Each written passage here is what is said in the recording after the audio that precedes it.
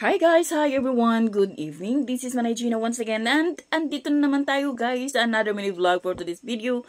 At ang ating pag-uusapan ay walang iba kung hindi itong wrong direction. Diba?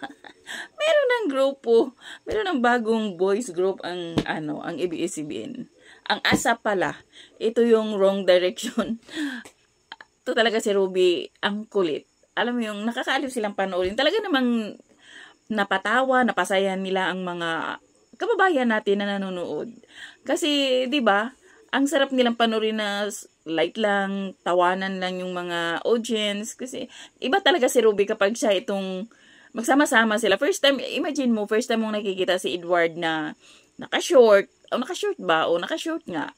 Tapos, kasi ano sila si Edward, si Darren, si Kyle, si Robbie, at saka si Donnie. O, 5 sila. Sobrang nakakatawa lang talaga silang panoorin. Alam mo yung hindi talaga seryoso. Makikita mo talaga hindi talaga. Walang serious. Yung, alam mo yung nag-effort sila para mapasaya yung mga kababayan natin na nasa London. So, 'di ba?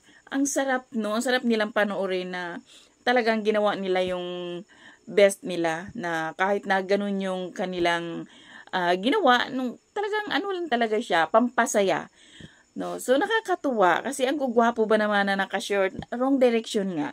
Pero minsan, di talaga maiwasan na may bashers at binas nila si Robbie. Wrong direction daw kasi nga, matanda na daw si Robbie. Kasi siyempre si Darren, si Donnie, si Edward, si Kyle. Si Robbie lang kasi yung mas may edad.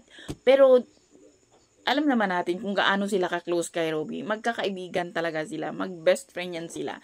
Kaya, yun, nagsama-sama ang wrong direction. So, yun lang guys. Thank you for watching. Bye. God bless everyone.